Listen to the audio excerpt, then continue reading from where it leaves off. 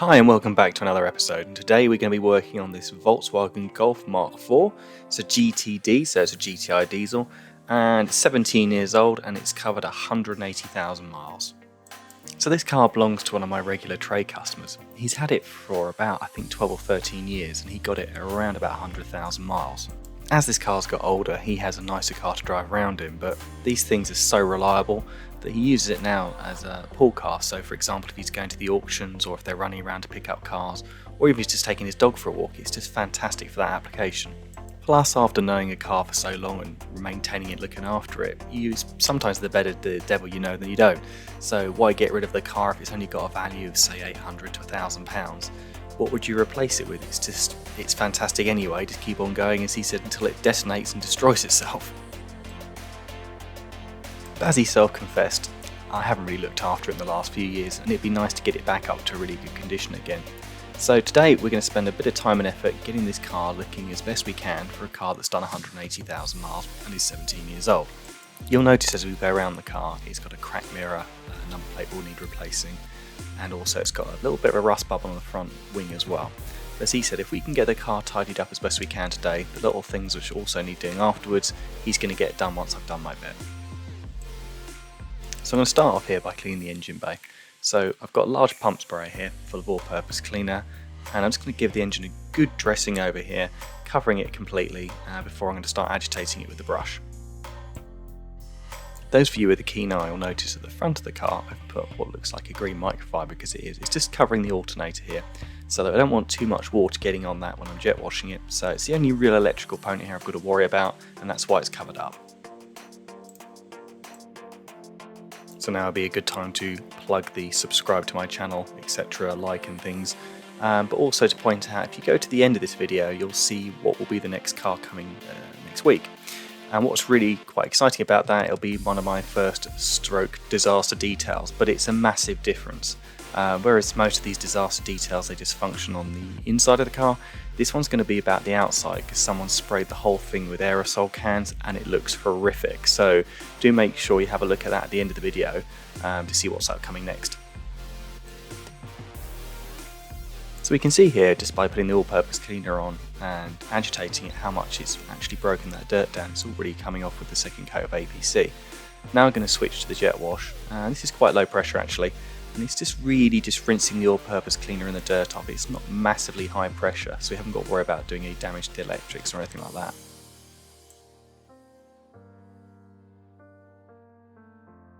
I also read the comments section and noticed that a number of people were saying that they live in high-rise flats, in a city, and they haven't got access to a jet wash or can wash the car outside their property.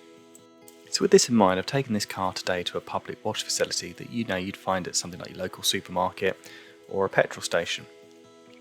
I think the idea was, I was just curious to see what tools you could take with you, or you would need rather, and also how good they were and what you could or couldn't achieve by going to one of them. So my idea is to probably take a few of these cars to one of these places over the next few weeks, and then figure out what kind of toolkit you would need to take with you, how best to do it, and then I'll probably put a little video up so that people who are in this situation where they haven't got the facility outside their house to do it can look after their car themselves and get a good finished, or as best they can, with using one of these facilities.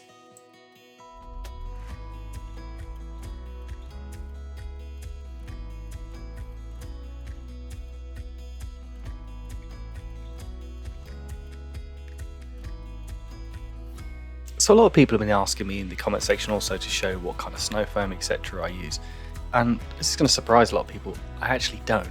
Don't get me wrong, snow foam and the 2-bucket wash method is absolutely a fantastic idea. If you've got a car that's in really good condition and you're trying to look after a coating or protect that in the best way you can, both products and the idea of a 2-bucket wash is absolutely fantastic. In short, snow foam and the 2-bucket method is fantastic for looking after a car that's already well looked after. So having said that, I'll go through what I do. So basically I've got the all-purpose cleaner and I'm just using it on everything. I'm going to cover the whole of the outside of the car, the wheel arch liners, the actual alloy wheel, obviously the tyre itself, also the entire bodywork and all the door shuts. This, kind of like the snow foam, is just going to settle in there. It's going to start eating into the dirt and loosening it all off, and as we can see here, I'm just going over the same brush I used on the engine bay to go around like all the rubber seals around the windows, indicator around this sort of trim around here, door handles, just to sort of get the stuff which is really inground in those sort of areas and crevices off the car. A perfect example is that rubber trim which we highlighted earlier when we were doing the walk around. It's full of sort of algae and green stuff where it's been a water trap for many years. Brush just gets in there with the all-purpose cleaner, it's going to loosen it all off so we can jet wash that out.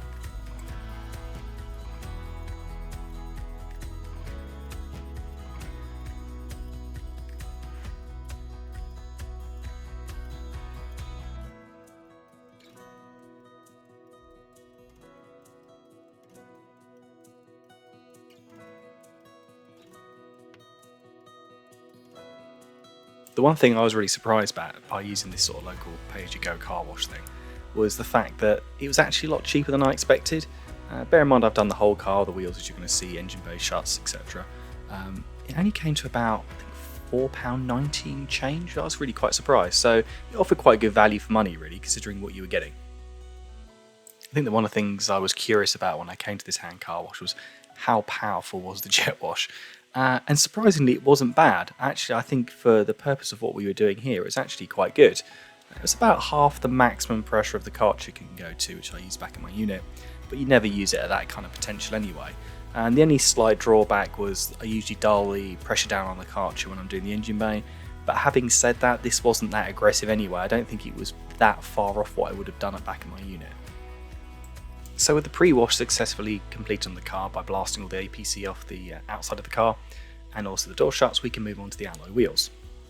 So I'm going to be using two different brushes here. The first one's slightly stiffer than the interior brush and it's good for just working the face of the alloy wheel and getting the really ground in stuff off. Then I'm going to swap to an EZ wheel brush, which is really good at getting in between the spokes and a little bit behind the back of the alloy wheel as well, and cleaning off as much of that brake dust as we possibly can.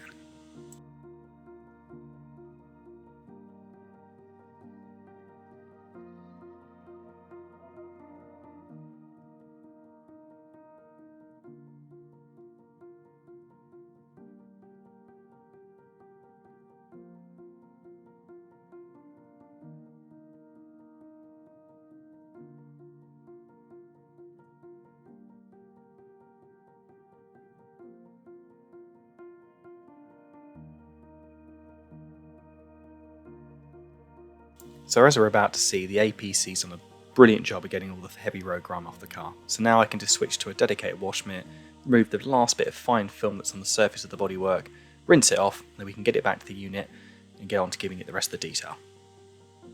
I've also got to be pretty honest, I found this wash bay really easy to use, and I think if you're in that facility where you haven't got a driveway and you're in a high rise and you need to be able to wash your car, it's a really good option. The only thing I had to be mindful of was that the jet wash hose is suspended from the ceiling on like a big swinging arm, and you've got to be careful as you go around the car that that's not going to touch the bodywork at any point. But apart from that, it wasn't overly complicated or a big problem to get around it. And as I say, hopefully in the next sort of 6 weeks I'll work out a little package that you could probably take with you to one of these facilities to get your car washed.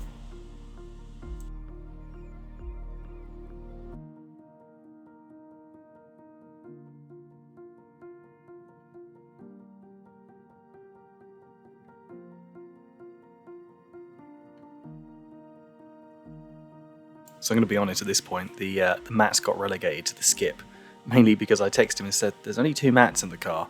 And he said, yeah, I've ordered a new set off eBay. So I was like, okay, we won't spend any time wasted on those then. And you'll also see that I always lift up the base of the seats and also rock the backs forwards as well to get in between the back side of them, just to make sure all the dirt and debris is out of there as well. I've noticed a lot of people in the comments section say, why don't you take the seats out? And I fully understand that if you want a real deep clean, it's a really important thing to do.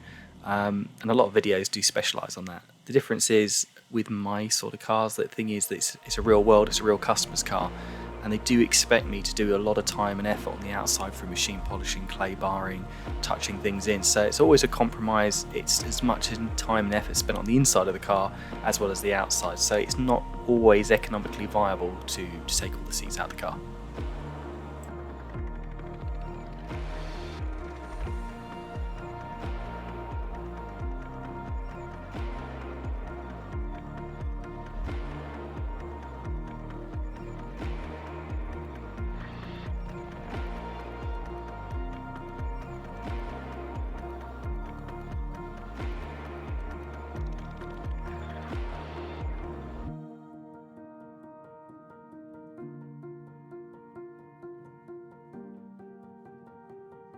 So I always tend to pull the spare wheel out of the car. There's three major reasons for this. Number one, there's always a lot of dirt and grime trapped underneath. Two, because it's a trade car, it's good to check that the spare wheel's not inflated, it's not got a puncture, and it's also got enough tread on it to be legal in the UK. And thirdly, also, this is a real hotspot for water ingress. If the rear light seals are leaking a bit, or the boot seal, the water will collect in here, it will start to smell, it will cause a damp issue, and it's generally not nice. So it's a good time to check and make sure that's all functioning and how it should be in there.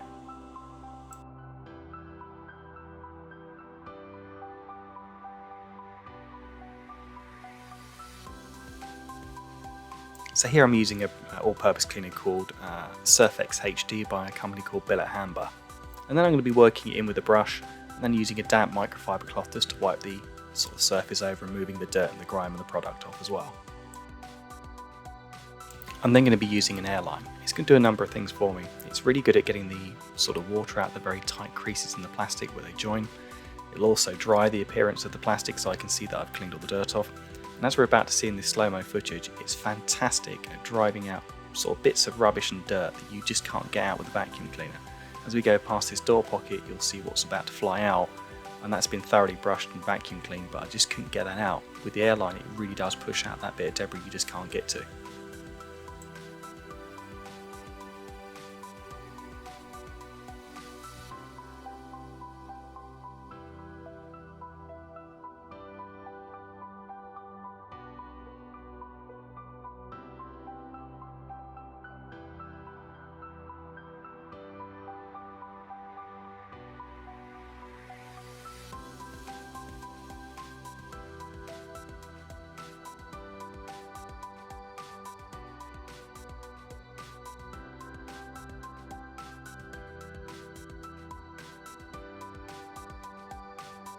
So as we're about to see here, I'm going to pre-treat the seat with the all-purpose cleaner from the machine.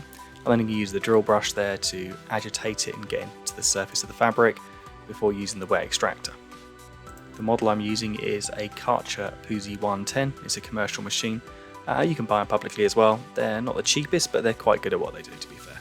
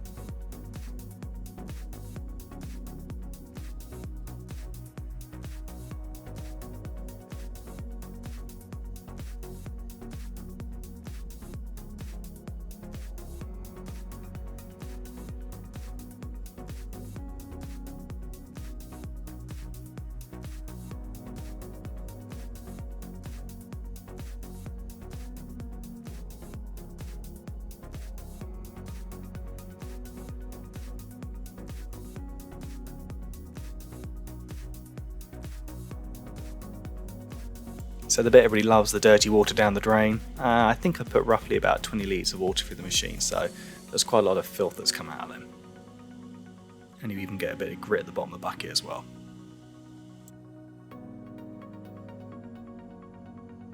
So for an experiment, I'm trying a different interior product to me today. So this is Aerospace 303. It's quite popular, so I thought I'd give it a go.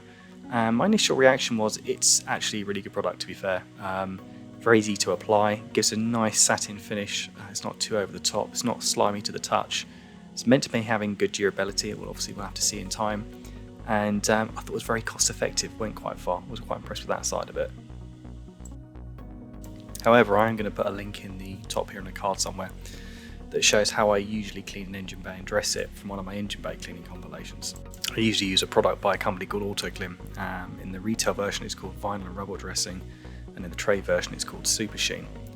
And what you do with this product is, while the engine bay is soaking wet after you've cleaned it, you just cover the entire engine bay, and it clings to the water, and as that water evaporates it just coats everything, and it does all the hard work for you.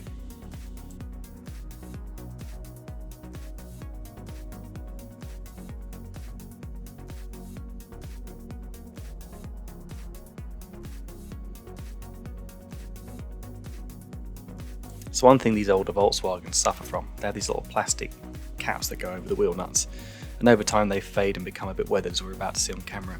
So I'm going to take these off and repaint them so they look good again. I've also got a small touch-up brush here, and I'm just going to go around doing the light curbing and any stone chips on the wheels. It's just going to improve it. It's not going to look perfect, but it's definitely going to take your eye off it.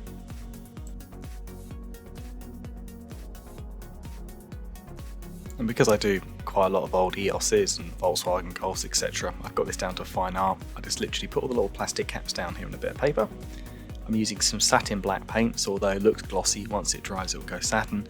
I'm just got to make sure I go from left to right in all different angles to make sure the circular surface is all covered in paint. And here's one I did earlier. So I have a box of these, to be honest, and as we can see, when they dry it's a nice satin finish and looks like it would have done originally. Compared to the extreme that sometimes I take off, they look like this. It's absolutely horrific, and it really spoils the appearance of a wheel. So once they're dry, they can be put back on the car. This particular wheel was missing one. It's a special one that goes over the locking wheel nut. Luckily I had some spares, so as you'll see in the final shots, it's got a full set of 5 on, it's fully complete.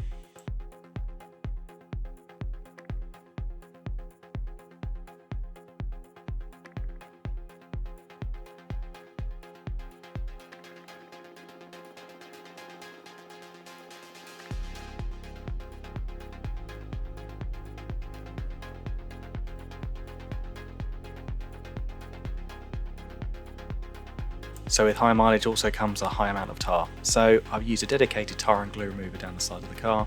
I'm going to leave this to dwell for a little bit, and as we can see it's starting to streak down the panel. Then I'm going to get a microfiber and just remove it off the surface of the paintwork.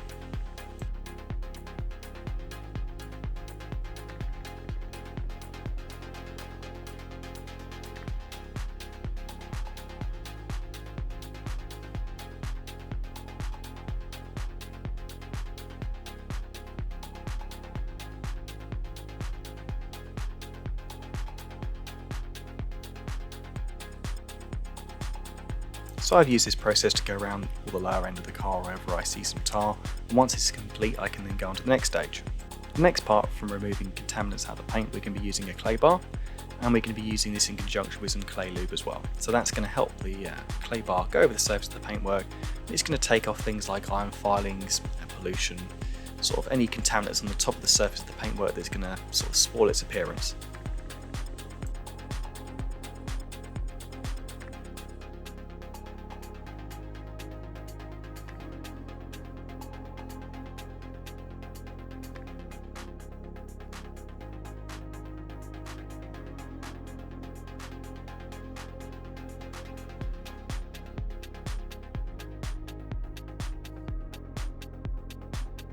As I show you the face of the clay bar to the camera, you're going to see how effective these things are at removing contaminants off the surface of the paintwork.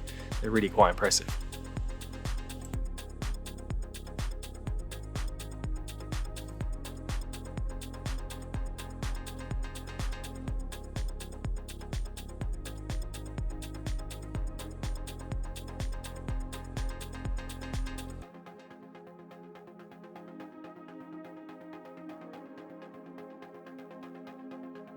So now I'm using a machine polisher with some cutting compound. And what this is going to do is it's going to take out any minor swirls and marks on the paintwork and really bring the gloss back out of the panel and make it look really, really good. This particular machine's a dual action. It's by a company called Rupes and it's called a mealy, and I'm using this in conjunction with a yellow cutting pad from a company called Chemical Guys. They're a big American reseller of car cleaning products, and the compound I'm using on this is by a German company. They're called Koch Chemie and their product's called H9. It's a really good cutting compound, but it also gives a really good gloss factor as well.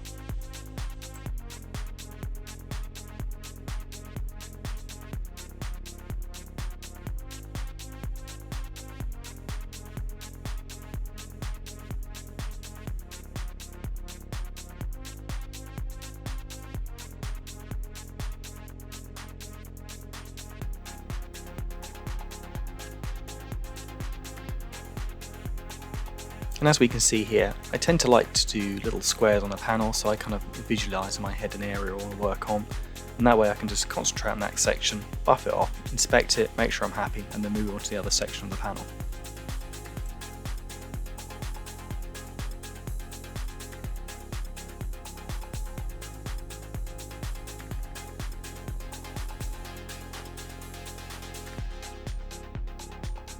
I've also got this really good little small polisher, as we can see here. This is also made by Rupes and it's called an iBrid Nano and does exactly the same purpose, but for things like the door frame there or these small little mirrors, it's just fantastic at getting around them and really concentrating on it. And also we're about to see it used later on a section of a bumper again, which is quite small. I kind of think of it like a surgeon's scalpel. You just can get a little bit more precise in a smaller area that you want to work on.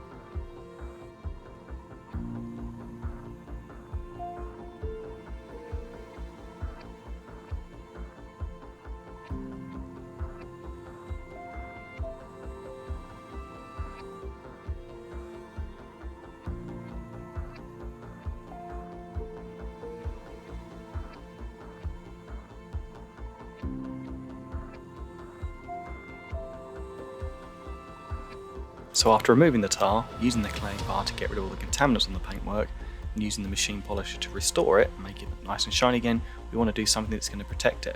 So a real cost-effective product is something called Colonite. It's an American brand that's been around for a very, very long time. And this is a hard paste wax and it's known for its durability. So by coating this over the bodywork and then buffing it off afterwards, it's going to give this car somewhere between 3 to 6 months protection.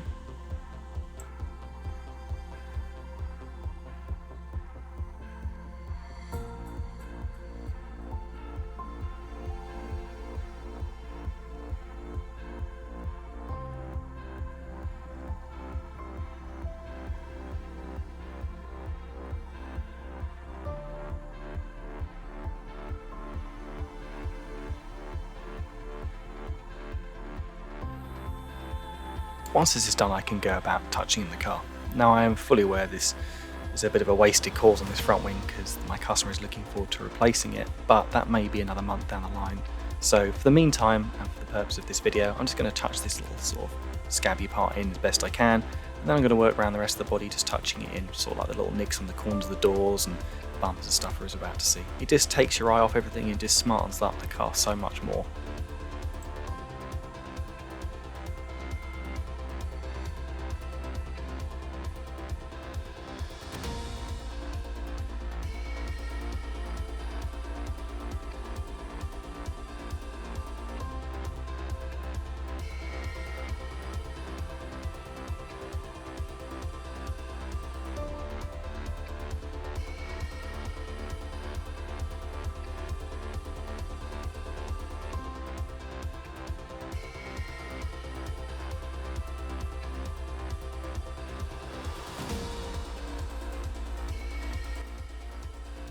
With this all done, we can now take the car outside and have a look, and it's come out really well.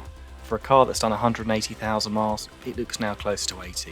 And although it's not perfect and it still needs a few little things doing, like the wing mirror glass, the front wing repaired and some carpet mats inside, it's a massive difference and it's a complete transformation.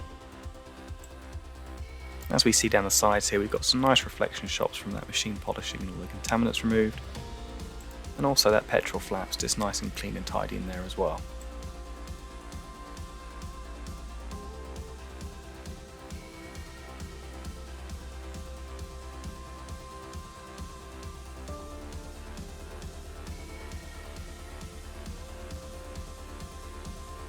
And as we can see, the Aerospace 303 has done a really nice job on the engine bay. As I said, the other way's quicker, but this has still done a really good job.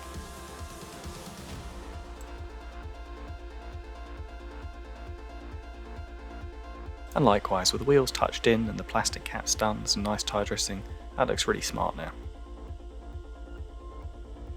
And underneath the boot carpet, the spare wheel's been checked for pressure and put back in, and I've also taken the time to put some dressing over it so it looks smart as well. Overall, the interior's come up very well for a high mileage car. There's a little bit of damage in that fold there, as we can see on the seat. There's not much I can do about that, but the carpets, the plastics, everything looks really smart in there. And in fairness, I actually much prefer the finish of the Aerospace 303 on all the plastic trim than the product I usually use. I thought it was more natural looking and it just felt really good. It's not slimy or anything like that. I was actually genuinely very impressed with it.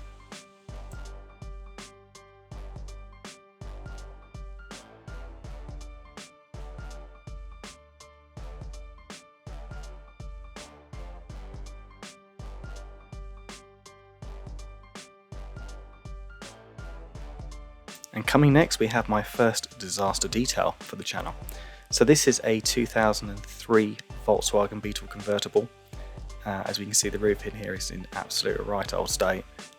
It's got a bit of damage on there, it's got greenery in there, it's just been neglected. But the worst bit by far is this, as we can see on the door here, someone has decided to spray scratches, I presume, or stone chips with spray cans, rattle cans, whatever you want to call them. And it's absolutely horrific. They've done probably about 3/4 of the car. You can see in the sunlight how bad it is now. They've also managed to get it all over the chrome trim around the roof.